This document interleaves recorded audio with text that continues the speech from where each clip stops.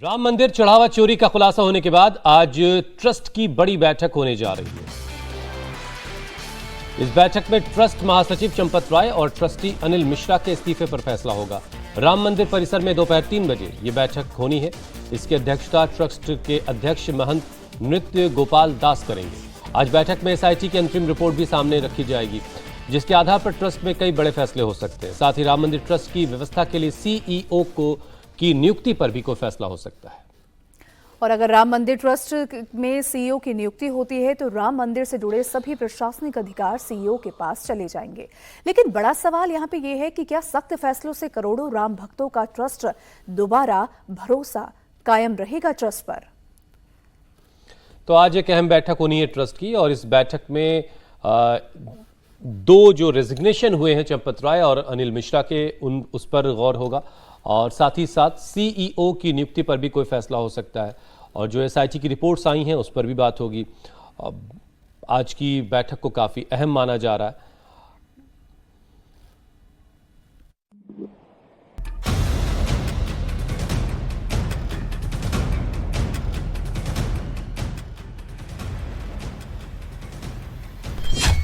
क्या राम मंदिर ट्रस्ट से बाहर होंगे चंपत राय? अनिल मिश्रा की होगी राम मंदिर से छुट्टी? क्या राम मंदिर ट्रस्ट बदलेगा पूरा सिस्टम? कैसे लौटेगा करोड़ों राम भक्तों का भरोसा? ये वो सवाल हैं जिनके जवाब अब से कुछ घंटों के बाद मिल सकते हैं। राम मंदिर में चढ़ावा चोरी सामने आने के बाद अब सबकी निगाहें श्री राम जन्मभूमि तीर्थ क्षेत्र ट्रस्ट की आज होने वाली बैठक पर टिकी। राम मंदिर में चढ़ावा चोरी कांड के बाद राम मंदिर ट्रस्ट की पहली मीटिंग है। बैठक आज दोपहर 3 बजे मंदिर परिसर के गेस्ट हाउस में होगी। इसकी अध्यक्षता ट्रस्ट अध्यक्ष महंत नृत्य गोपाल दास करेंगे। इस मीटिंग में राम मंदिर ट्रस्ट का भविष्य तय होगा। न्यास की बैठक 3 बजे मंदिर परिसर में संपन्न होगी। सभी 14 ट्रस्टी जो आज हैं सभी को सूचना गई है, सभी को निमंत्रण गई है। हम उम्मीद करते हैं कि सभी ट्रस्टी भाग लें। तो गोविंद देवगिरी जी ने सभी को सूचना भेजी है। राम मंदिर में चढ़ावा चोरी के बाद से ट्रस्ट पर राम भक्तों का भरोसा कम हुआ है। ऐसे में अब राम मंदिर ट्रस्ट की मीटिंग में सबकी नजर बैठक के एजेंडे पर टिकी है। सबसे बड़ा सवाल यह है कि क्या चढ़ावा चोरी कांड में जिन्होंने लापरवाही बरती है उन पर कार्रवाई होगी। बैठक में 5 एजेंडे तय किए गए हैं। पहला एजेंडा चंपत राय और अनिल मिश्रा के इस्तीफे पर विचार किया जाएगा। दूसरा एजेंडा चढ़ावा चोरी केस में एसआईटी की अंतरिम जांच रिपोर्ट की जानकारी दी जाएगी। तीसरा एजेंडा मंदिर मैनेजमेंट की आगे की व्यवस्थाओं पर मंथन किया जाएगा। चौथा एजेंडा इस साल हुई इनकम खर्च की रिपोर्ट, बैलेंस शीट और दूसरे वित्तीय दस्तावेजों पर चर्चा की जाएगी। और 5वां एजेंडा अध्यक्ष की अनुमति से दूसरे जरूरी मुद्दों पर फैसला होगा। इस बैठक के अंदर सबसे अहम जो बिंदु हैं, जिसमें डॉक्टर अनिल मिश्रा चंपत राय के इस्तीफे को लेकर चर्चा होनी है। जो उन्होंने इस्तीफा दिया है, क्या इस इस्तीफे को ट्रस्ट के बाकी मेंबर्स स्वीकार करेंगे, इस पर बातचीत होगी। साथ ही एसआईटी ने जो फाइनल फाइंडिंग्स की हैं, जिस तरीके से राम मंदिर के अंदर से जो चंदे का पैसा था उसको चुराया जा रहा था, एसआईटी इसकी जांच कर रही थी। एसआईटी की पूरी रिपोर्ट पर भी चर्चा होगी। साथ ही भविष्य के अंदर मंदिर की व्यवस्थाओं को किस तरीके से सुचारू रूप से चलाया जाए, इस पर भी चर्चा होनी है। लेकिन सबसे अहम जो बात है कि चंपत राय, जिनकी देखरेख में, जो कि पूर्व महासचिव थे श्री राम जन्मभूमि तीर्थ क्षेत्र ट्रस्ट के, उनकी जानकारी में सब कुछ होते हुए आखिरकार ये कैसे हुआ। डॉक्टर अनिल मिश्रा ने जिन कैशियर्स को, आउटसोर्स कैशियर्स को वहां पर रखा, उनकी बड़ी लापरवाही इसमें देखने को मिली है। फिलहाल दोनों ने इस्तीफा दे दिया है और उस इस्तीफे को लेकर ट्रस्ट के लोग चर्चा करेंगे। सूत्रों की माने तो जिस तरह मंदिर में चढ़ावा चोरी मामले में चंपत राय और अनिल मिश्रा की भूमिका सामने आई है, इससे दोनों की ट्रस्ट से विदाई लगभग तय है। ये तो सारी दुनिया जानती है, हम क्या अलग से बताएं। सब कुछ है, लेकिन निर्णय के बाद ही कुछ कहेंगे। इस बीच बैठक से पहले ट्रस्ट के मेंबर और निर्मोही अखाड़े के अध्यक्ष महंत दिनेंद्र दास का बड़ा बयान सामने आया है। दिनेंद्र दास ने कहा है कि जिसने भी चोरी की है उसे फांसी की सजा दी जाए। हम तो रामलला के यहाँ जाते हैं, उनके दर्शन करते हैं, पूजा पाठ करके चले जाते हैं, परिक्रमा कर लेते हैं। ये लेन देन कभी हम देखे नहीं क्या हो रहा था। इसमें गलती तो हमें लोगों की है, क्योंकि हम देखे नहीं कि वहाँ लेन देन करने वाले अपना निकलना शुरू कर दिए, लेकिन शासन उसमें पैरवी हुआ कि वो अपने आप जेल में पहुँच गए, पैसा आना शुरू हो गया। वो तो जो हमारे सदस्य लोग निर्णय लेंगे हमारे लिए वही मान्य होगा, और रामलला जो निर्णय देंगे वही सही होगा। हम अपने उत्तर प्रदेश के मुख्यमंत्री इतना विश्वास है कि अगर वो गलती पाएंगे तो जेल में पहुंचा देंगे, और हमारा रामलला से प्रार्थना है कि उसको फांसी भी दे दिया जाए। अगर रामलला के यहाँ गलती किया है उसको फांसी देने में कोई आपत्ति नहीं है। आज बैठक में एसआईटी की अंतरिम रिपोर्ट भी सामने रखी जाएगी, जिसके आधार पर ट्रस्ट में कई बड़े फैसले लिए जाएंगे। साथ ही राम मंदिर ट्रस्ट की व्यवस्था के लिए सीईओ की नियुक्ति पर भी फैसला होगा। अगर राम मंदिर ट्रस्ट में सीईओ की नियुक्ति होती है तो राम मंदिर से जुड़े सभी प्रशासनिक अधिकार सीईओ के पास चले जाएंगे। इतना कुछ हो गया क्योंकि केवल विश्वास के आधार पर चला रहे थे। अब आगे विश्वास के आधार पर नहीं चलना चाहिए। इसमें किसी योग्य सक्षम लोगों को रखना चाहिए जिनको मंदिर का प्रशासन आता है। प्रोसीजर्स सेटल करने चाहिए। सामान की सुरक्षा के लिए जो भी मॉडर्न इक्विपमेंट्स, गैजेट्स और सिस्टम्स हैं वो इस्तेमाल होने चाहिए, और वो सब सेटअप करके जनता को बताना चाहिए, जिससे जनता को विश्वास हो कि पहले जो हुआ सो हुआ। अब आगे तो राम जी के पैसे में से 1 रुपया भी कोई ले जा नहीं सकेगा। ऐसा मैं सोचता हूं कि अगर वो मुझे पूछते तो मैं सलाह देता। राम मंदिर में चढ़ावा चोरी के खुलासे और चंपत राय के इस्तीफा देने के बाद से कोषाध्यक्ष गोविंद देवगिरी की भूमिका बढ़ गई है। आज होने वाली ट्रस्ट की बैठक से पहले उन्होंने एक चिट्ठी जारी करके अपना पक्ष रखा है। इस चिट्ठी में गोविंद देवगिरी ने कोषाध्यक्ष के रूप में अपनी भूमिका स्पष्ट की है। स्वामी गोविंद देव ने कहा कि कोषाध्यक्ष पद के लिए उन्होंने कभी निवेदन नहीं किया। वो हर महीने 1.5 महीने में अयोध्या आते हैं। प्रवास के लिए न्यास से 1 रुपया नहीं लिया। इसके साथ ही स्वामी गोविंद देवगिरी ने चढ़ावे के हर एक पैसे का हिसाब भी बताया है। गोविंद गिरी ने दावा किया कि कोष में जमा सारे डोनेशन का हिसाब है। कोष में जमा रकम की कभी भी जांच की जा सकती है। उनके सहयोगी चार्टर्ड अकाउंटेंट अयोध्या आते रहते हैं। चार्टर्ड अकाउंटेंट पैसे का हिसाब किताब करते हैं। क्या राम मंदिर में जो चोरी हुई इसके बारे में राम मंदिर ट्रस्ट के कोषाध्यक्ष को जानकारी थी? सवाल ये पूछे जा रहे थे कि कोषाध्यक्ष होने के नाते स्वामी गोविंद देवगिरी की क्या भूमिका थी, कितना पैसा आया, कितना पैसा गया, चोरी करने वालों ने क्या क्या चुरा लिया। एसआईटी की जांच से लेकर पुलिस की जांच तक इस वक्त क्या हो रहा है। करोड़ों सनातनी जिनकी भी आस्था राम मंदिर में है, जिनकी भी आस्था यहाँ अयोध्या में है और इस ट्रस्ट में है, आज उन तमाम सवालों का समाधान मेरे हाथ में उस पत्र में मैं देने की कोशिश करूंगी और बिंदुवार तरीके से आपको समझाने की कोशिश करूंगी। स्वामी गोविंद देवगिरी ने दावा किया कि ट्रस्टी बनने के समय से अब तक उन्होंने किसी से भी कुछ भी नगद राशि या वस्तु मंदिर के लिए स्वीकार नहीं की है। मंदिर के चढ़ावे से उनका कोई लेना देना नहीं है। साथ ही गोविंद गिरी ने साफ कर दिया कि राम मंदिर में होने वाला खर्च सीधे बैंक से होता है, वो अधिकृत हस्ताक्षरकर्ता नहीं है। स्वामी गोविंद गिरी ने कहा कि उनके पास कोई चेकबुक नहीं होते, पेमेंट कैश से नहीं सीधे बैंक से होते हैं। हुंडी में चढ़ावा की गिनती में उनका रोल नहीं, चढ़ावा गिनने का काम न्यास के लोग देखते हैं। इसके साथ ही स्वामी गोविंद देवगिरी ने ट्रस्ट की बैठक का एजेंडा बता दिया। उन्होंने दावा किया कि कोई भी कितना भी बड़ा हो बचेगा नहीं। अब सबकी नजर ट्रस्ट की बैठक पर है, जिसमें आज राम मंदिर ट्रस्ट के भविष्य पर फैसला होगा। राम मंदिर में चढ़ावा चोरी मामले में पुलिस की जांच जारी है। एसआईटी भी अपनी फाइनल रिपोर्ट तैयार करने में लगी हुई है, लेकिन सियासी दलों ने इस पर बड़े बड़े दावे करना अब शुरू कर दिया है और दावे करके सरकार को घेरना भी शुरू कर दिया है। इस बीच विश्व हिंदू परिषद ने चढ़ावा चोरी मामले की जांच कर रहे डीएसपी को चिट्ठी लिखकर इन नेताओं से सबूत जुटाने में मदद करने को कहा है। वीएचपी के इंटरनेशनल प्रेसिडेंट आलोक कुमार ने इस चिट्ठी में समाजवादी पार्टी के नेता राम गोपाल यादव, कांग्रेस की महासचिव प्रियंका गांधी और आम आदमी पार्टी के चीफ अरविंद केजरीवाल के लगाए आरोपों का जिक्र किया है और पुलिस से अपील की है कि वो इन नेताओं से पूछे कि उन्होंने किन सबूतों के आधार पर ये दावे किए हैं।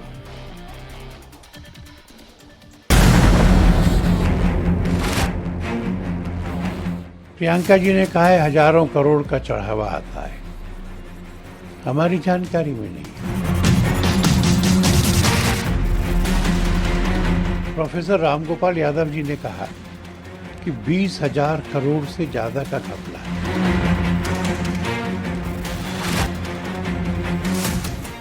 इनके पास में कुछ लोगों ने बताया होगा, कुछ कागज दिए होंगे, कुछ तो भी सामग्री होगी।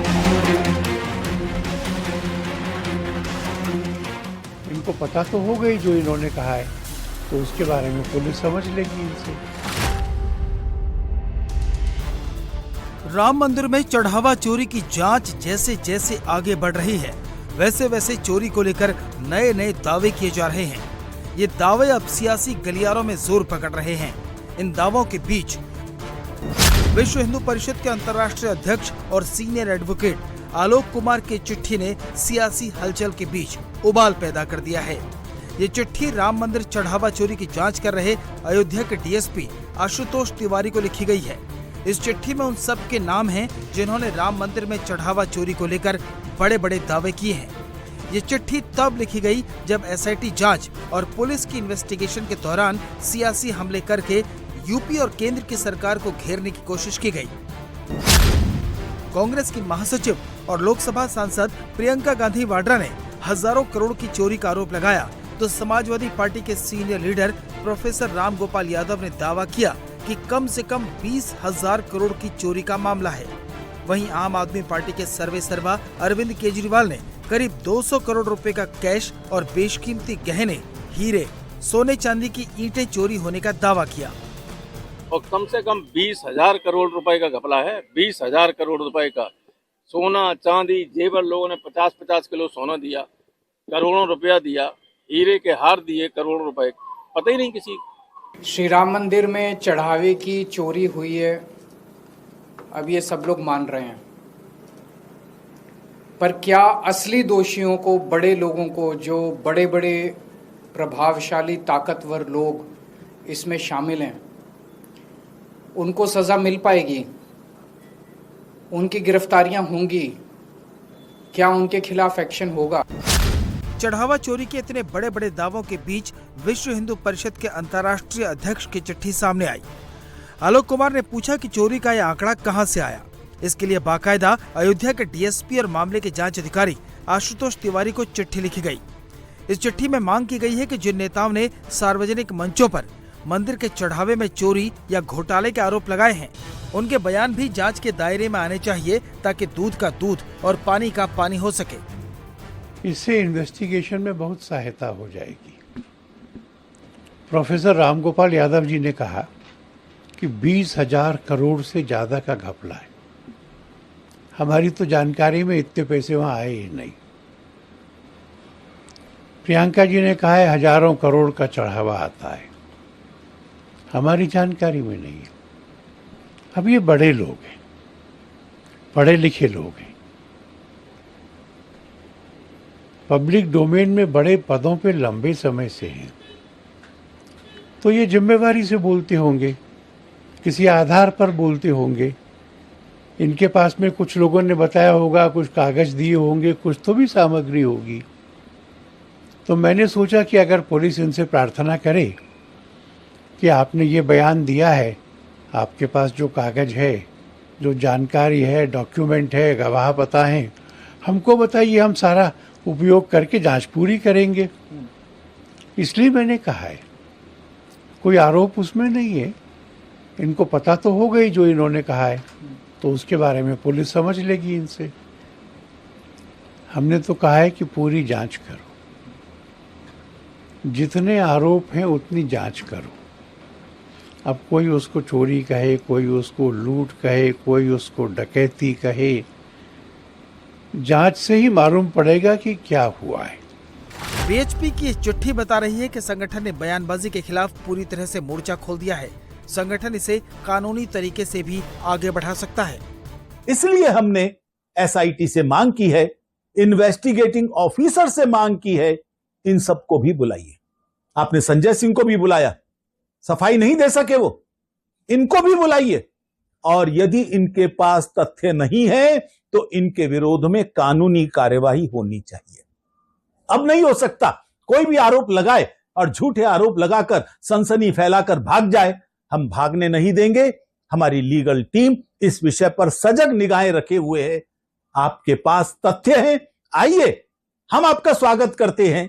जांच में सहयोग दीजिए, लेकिन केवल आस्थाओं को तोड़ने के लिए, हिंदुओं को अपमानित करने के लिए, राम भक्तों को आहत करने के लिए अगर आप इस तरह के आरोप लगाएंगे तो हम इसको अब स्वीकार नहीं करेंगे। वीएचपी की चिट्ठी पर आम आदमी पार्टी आग बबूला है।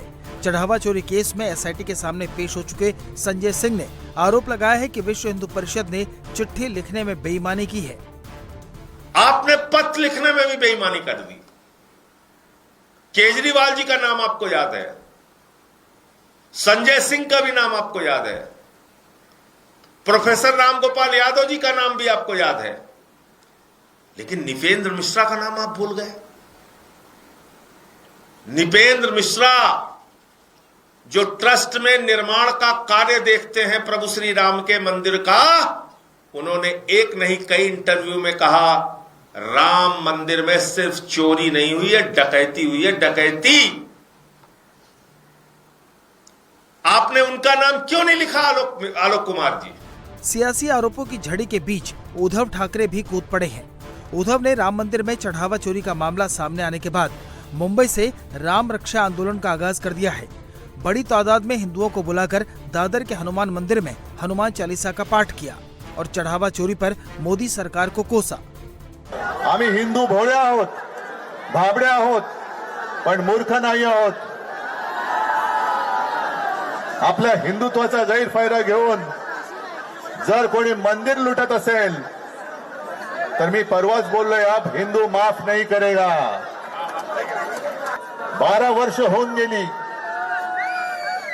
आज ज्यासाठी आपण मेहनत केली होती ती व्यक्ती पंतप्रधानपदी बसली आणि बसल्यानंतर कट्टर कडवट हिंदुत्ववादी शिवसेनेला नष्ट करण्यासाठी जणू काही अफजल खानी विडा त्यांनी उचलला।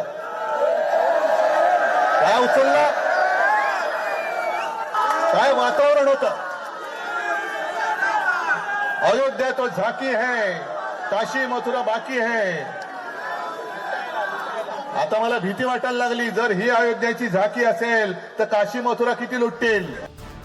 इन सियासी आरोपों के बीच आज सबकी नजरें अयोध्या पर लगी हैं, जहां राम मंदिर ट्रस्ट की बैठक में बड़े फैसले हो सकते हैं।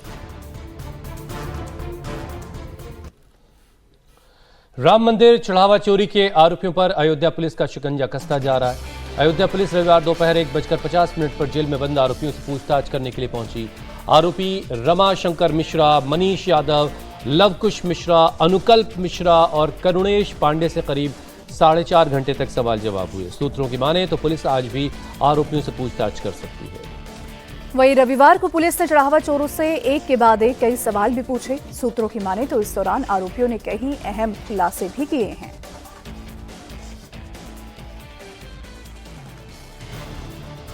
राम मंदिर चढ़ावा चोरी के आरोपियों पर अयोध्या पुलिस का शिकंजा कसता जा रहा है।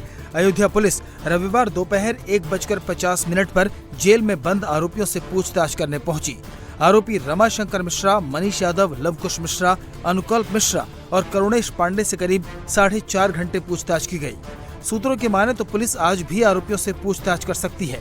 रविवार को पुलिस ने चढ़ावा चोरों से एक के बाद एक कई सवाल पूछे। किसके कहने पर चोरी की? चोरी का प्लान किसने बनाया? दान चोरी का मास्टरमाइंड कौन? चढ़ावे का कितना पैसा चुराया? किसके हिस्से में कितना आया? चोरी के पैसे से कहां-कहां प्रॉपर्टी खरीदी? अनिल मिश्रा और गोपाल राव का क्या रोल रहा? चोरी की बात पता लगने पर चंपत राय ने क्या किया? सूत्रों की माने तो पुलिस को पूछताछ के दौरान आरोपियों से कई अहम सुराग मिले हैं। सूत्रों की माने तो पुलिस को आरोपी अनुकल्प मिश्रा की चोरी की रकम से बनाई गई करोड़ों की संपत्ति का पता चला है। पुलिस के मुताबिक अनुकल्प मिश्रा ने करीब 65 लाख का मकान खरीदा। उसके ठिकानों से करीब 16,80,000 रुपए नकद बरामद किए गए। गांव में उसने एक फार्म हाउस खरीदा, एक डिजायर कार खरीदी, एक महंगी मोटरसाइकिल और एक एसयूवी बुक कराई। अनुकल्प मिश्रा को आउटसोर्सिंग एजेंसी के जरिए नौकरी पर रखा गया था और सीधे दान गिनने के काम पर लगाया गया। उसकी सैलरी 15,000 रुपए थी, लेकिन उसने चंद महीने में करोड़ों का साम्राज्य खड़ा कर लिया। पुलिस अब इन संपत्तियों की जांच कर रही है। इसके साथ ही पुलिस लवकुश मिश्रा की कमाई की जांच कर रही है। लवकुश मिश्रा पहले कार मैकेनिक था, बाद में आउटसोर्सिंग एजेंसी के जरिए दान गिनने के काम में लगाया गया। पुलिस को लवकुश मिश्रा के घर से छापेमारी के दौरान 14,25,000 रुपए कैश मिला है। साथ ही उसकी पत्नी के नाम से एक आलीशान घर मिला है, जिसका अभी काम चल रहा है।